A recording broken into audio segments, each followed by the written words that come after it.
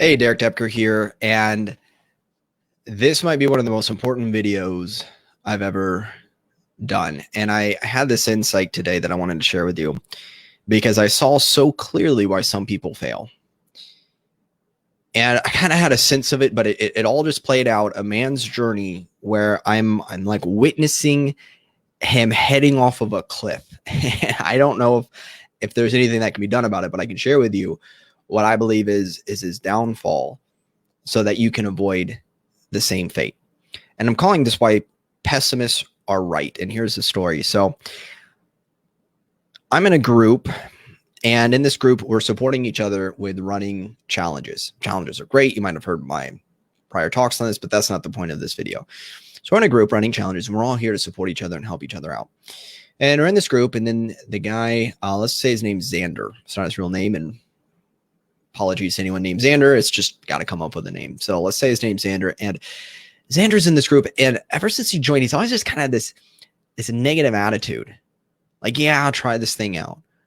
That very skeptical, and skepticism is good, but just kind of like you have to constantly reassure him, show him proof like, hey, this can work.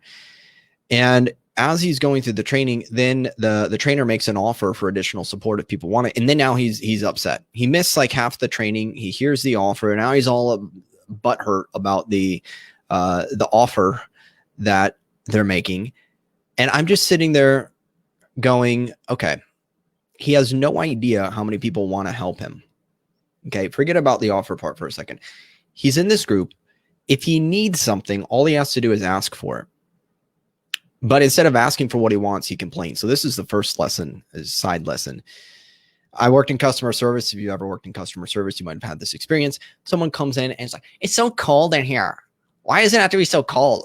Oh my gosh. And they just sit there and go on. And it's like, you want us to turn up the heat? Like, what if you just ask, hey, can you turn up the heat? Hey, do you have a blanket? Hey, do you have a heater?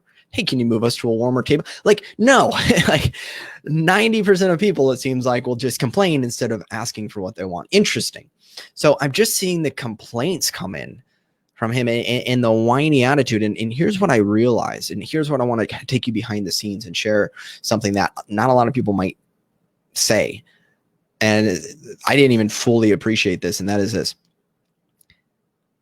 If he wanted help, if he wanted a connection to a business partner, someone that he can work together with and share an offer, I could probably hook him up with a number of people.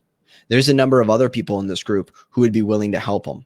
Like, he could just be sitting on potentially thousands and tens of thousands of dollars very quickly if he just got help and support. But here's the thing. Because of his negative attitude, because of his pessimism, it's hit the point today where I just decided to myself, I'm like, I don't really want to help this guy. So now if he reaches out for help, it's kind of like the boy who cried wolf, someone that lies so much you can't trust him anymore, even when they're telling the truth. Someone who complains so much, I can't trust them that I would want to do business with them or make an introduction. Because here's how that looks. Let's say I know someone named Susan, and Susan's got a great offer and a great business. And let's say this is Xander over here. And I'm like, hey, Susan, and I want to introduce you to Xander. He's great. I think your offer could be a good fit for his audience, and you two could work together and things like that. But I won't do that now.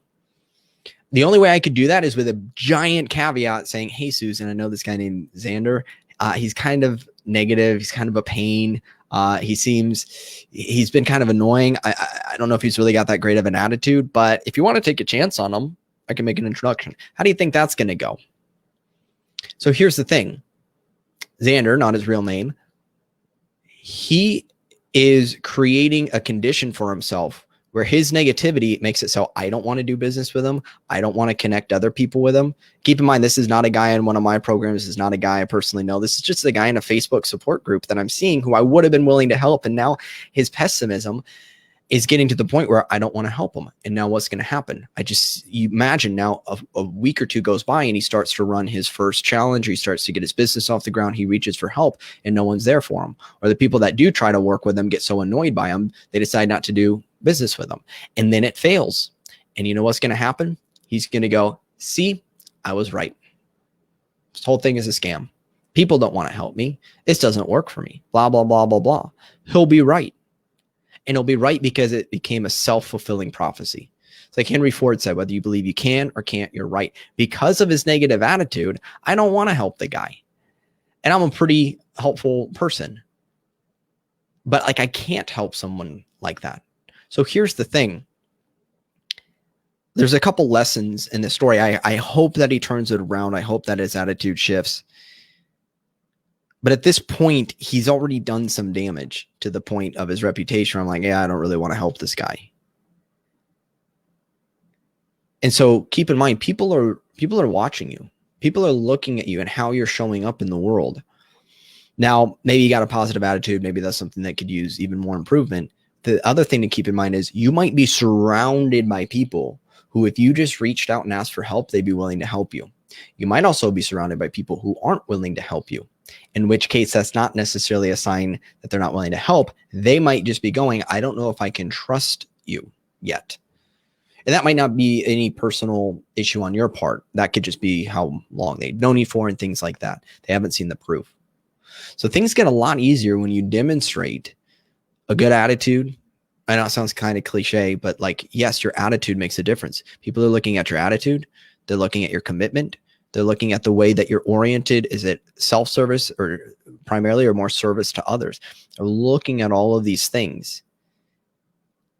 And if someone has a pessimistic attitude, and I don't mean a healthy skepticism, I mean just an absolute woe with me, none of this is going to work out, that very attitude creates the failure that then allows them to say, I was right.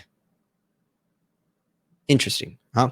So I'd love to know what your thoughts are on this. Feel free to comment below. This is something that, you can talk about positive attitude all day long. You probably have heard the concept before. When I watched it play out in real time, how a man that I was willing to help simply because I'm in the same Facebook group as him now has reached a point where I no longer want to help him, and he's lost potential business simply because of his attitude.